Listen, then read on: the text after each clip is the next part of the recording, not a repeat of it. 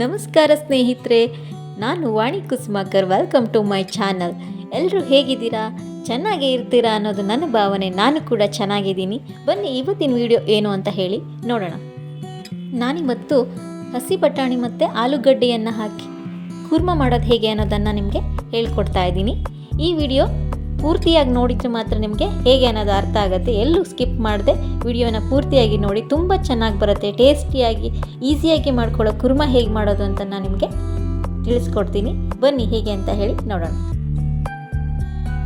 ಕುರ್ಮಕ್ಕೆ ನಾನಿಲ್ಲಿ 2 ಆಲೂಗಡ್ಡೆ, 1 ಈರುಳ್ಳಿ, ಟೊಮೆಟೊ, ಹಸಿ ಬಟಾಣಿ ಮತ್ತು ಕರಿಬೇವಿನ ಸೊಪ್ಪನ್ನು ತೊಗೊಂಡಿದ್ದೀನಿ.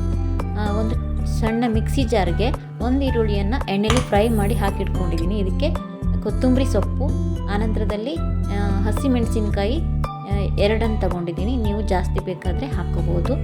ಆನಂತರ ಇದಕ್ಕೆ ನಾನು ಪುದೀನ ಸೊಪ್ಪನ್ನು ಸ್ವಲ್ಪ ಹಾಕ್ತಾಯಿದ್ದೀನಿ. ಪುದೀನ ಬೇಡ ಅಂದವ್ರು ಸ್ಕಿಪ್ ಮಾಡ್ಕೋಬೋದು. ಇಲ್ಲಿ 5-6 ಎಸಳಷ್ಟು ನಾನು ಬೆಳ್ಳುಳ್ಳಿಯನ್ನು ಸೇರಿಸ್ಕೊತಾ ಇದ್ದೀನಿ. ಬೆಳ್ಳುಳ್ಳಿ ಜಜ್ಜಿ ಹಾಕ್ಕೊಂಡಿದ್ದೀನಿ.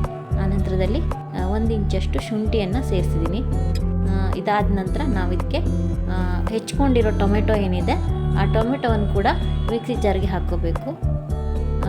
ಚಿಕ್ಕದಾಗಿ ಹೆಚ್ಚಿ ಟೊಮೆಟೊನ ಇದಕ್ಕೆ ಹಾಕಿ ಆನಂತರದಲ್ಲಿ ಇದನ್ನು ನುಣ್ಣಗೆ ಪೇಸ್ಟ್ ಮಾಡ್ಕೋಬೇಕು.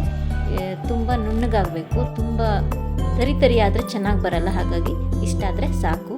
ಇವಾಗ ಒಂದು ಬಾಣಲೆಯನ್ನು ಬಿಸಿಗಿಟ್ಟು ಅದಕ್ಕೆ ನಾನು ಎಣ್ಣೆಯನ್ನು ಹಾಕಿ ಪಲಾವ್ ಎಲೆ, ಆಮೇಲೆ ಚಕ್ಕೆ, ಲವಂಗ ಮತ್ತು ಕರಿಬೇವಿನ ಸೊಪ್ಪು, ಚಕ್ರ ಮೊಗ್ಗು ಎಲ್ಲವನ್ನು ಹಾಕಿ ಸ್ವಲ್ಪ ಫ್ರೈ ಮಾಡ್ಕೊತಾ ಇದ್ದೀನಿ. ಗರಂ ಮಸಾಲ ಪದಾರ್ಥಗಳನ್ನು ಜಾಸ್ತಿ ಹಾಕಬಾರ್ದು, ಯಾಕಂದರೆ ಅದರದ್ದೇ ಸ್ಮೆಲ್ ಜಾಸ್ತಿ ಆಗಿಬಿಡುತ್ತೆ. ಹಾಗಾಗಿ ನಾನು ಕಡಿಮೆ ಹಾಕಿದ್ದೀನಿ. ಈರುಳ್ಳಿಯನ್ನು ಹಾಕಿ ಫ್ರೈ ಮಾಡಿ ಅದಕ್ಕೆ ಸ್ವಲ್ಪ ಅರಿಶಿನ ಪುಡಿಯನ್ನು ಸೇರಿಸಿ ಅದು ಸ್ವಲ್ಪ ಫ್ರೈ ಆದ ನಂತರ ನಾವು ಹಸಿ ಬಟಾಣಿಯನ್ನು ಇದಕ್ಕೆ ಸೇರಿಸ್ಕೋಬೇಕು. ನೀವು ಹಸಿ ಬಟಾಣಿ ಇಲ್ಲ ಅಂದರೆ ಒಣಗಿರೋ ಬಟಾಣಿಯನ್ನು ನೆನೆಸಿ ಬೇಯಿಸ್ಕೊಂಡು ಆನಂತರದಲ್ಲಿ ಸೇರಿಸ್ಕೋಬೋದು. ಇದು ಸ್ವಲ್ಪ ಫ್ರೈ ಆದ ನಂತರ ಇದಕ್ಕೆ ನಾನು ಸ್ವಲ್ಪ ನೀರನ್ನು ಬೆರೆಸಿ ಒಂದು ಸ್ವಲ್ಪ ಹೊತ್ತು ಬೇಯಿಸ್ಕೋಬೇಕು. ಇದನ್ನು ಮುಚ್ಚಳವನ್ನು ಮುಚ್ಚಿ ಒಂದು 10 ನಿಮಿಷ ಬೇಯಕ್ಕೆ ಬಿಡ್ತಾಯಿದ್ದೀನಿ. ಇದು ಇವಾಗ ಒಂದು ಅರ್ಧ ಬೆಂದ ನಂತರ ನಾವು ಆಲೂಗಡ್ಡೆಯನ್ನು ಎಕ್ಸ್ಟ್ರಾ ಒಂದು ಬಾಣಲೆಯಲ್ಲಿ ಸ್ವಲ್ಪ ಫ್ರೈ ಮಾಡಿಕೊಂಡು ಇದಕ್ಕೆ ಸೇರಿಸ್ಕೋಬೇಕು. ಸೇರಿಸಿ ಎಲ್ಲ ಮಿಕ್ಸ್ ಮಾಡಿ ಮತ್ತೆ ನಾನು ಇದಕ್ಕೆ ಉಪ್ಪನ್ನು ಹಾಕ್ತಾಯಿದ್ದೀನಿ. ಉಪ್ಪು ರುಚಿಗೆ ಎಷ್ಟು ಬೇಕೋ ಅಷ್ಟನ್ನು ಮಾತ್ರ ಸೇರಿಸ್ಕೊಂಡು ಮತ್ತು ಇದಕ್ಕೆ ಒಂದು ಮುಚ್ಚಳವನ್ನು ಮುಚ್ಚಿ ಬೇಯೋದಕ್ಕೆ ಬಿಡ್ತಾಯಿದ್ದೀನಿ.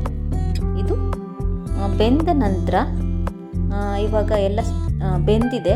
ಇವಾಗ ನಾವೇನು ಮಾಡಬೇಕು ಅಂದರೆ ರುಬ್ಕೊಂಡಿರೋ ಮಸಾಲ ಏನಿದೆ ಅದನ್ನು ಇದಕ್ಕೆ ಸೇರಿಸ್ಕೋಬೇಕು. ನೀರು ಸ್ವಲ್ಪ ಮಿಕ್ಸಿ ಜಾರ್ಗೆ ಹಾಕಿ ಸೇರಿಸ್ಕೊಂಡ್ರೆ ಇದು ಮಿಕ್ಸ್ ಮಾಡಿ ಬೇಯಿಸಿದರೆ ರೆಡಿ ಆಗುತ್ತೆ. ನೀವು ಜಾಸ್ತಿ ನೀರನ್ನು ಹಾಕಬಾರ್ದು, ಜಾಸ್ತಿ ಹಾಕಿದರೆ ಚೆನ್ನಾಗಿರಲ್ಲ. ಹಾಗಾಗಿ ಹಾಕಿ ಇದೊಂದು ಮುಚ್ಚಳವನ್ನು ಮುಚ್ಚಿ ಒಂದು 2 ನಿಮಿಷ ನಾನು ಬೇಯಿಸ್ಕೊತಾ ಇದ್ದೀನಿ. ಇವಾಗ ಇದು ರೆಡಿಯಾಗಿದೆ. ಇದಕ್ಕೆ ನಾನು ಸ್ವಲ್ಪ ಕಸೂರಿ ಮೇಥಿಯನ್ನು ಹಾಕ್ತಾಯಿದ್ದೀನಿ. ಕಸೂರಿ ಮೇಥಿಯನ್ನು ಹಾಕಿ ಒಂದು ಸಲ ಮಿಕ್ಸ್ ಮಾಡಿ 1 ನಿಮಿಷ ಬೇಯಿಸ್ಕೊಂಡ್ರೆ ಕುರ್ಮ ರೆಡಿ ಆಗುತ್ತೆ. ನೋಡಿ, ಇಷ್ಟು ಗಟ್ಟಿಯಾಗಿ ಬಂದರೆ ಚೆನ್ನಾಗಿರುತ್ತೆ. ಇದಕ್ಕೆ ನಾನು ಮೇಲೆ ಕೊತ್ತಂಬರಿ ಸೊಪ್ಪನ್ನು ಉದುರಿಸ್ತಾ ಇದ್ದೀನಿ. ಕೊತ್ತಂಬರಿ ಸೊಪ್ಪು ಹಾಕಿ ಒಂದು ಮಿಕ್ಸ್ ಮಾಡಿದರೆ ಕುರ್ಮ ರೆಡಿ ಆಯಿತು. ನೀವು ಒಮ್ಮೆ ಟ್ರೈ ಮಾಡಿ ಹೇಗಾಯಿತು ಅಂತ ನನಗೆ ಕಮೆಂಟಲ್ಲಿ ತಿಳಿಸಿ.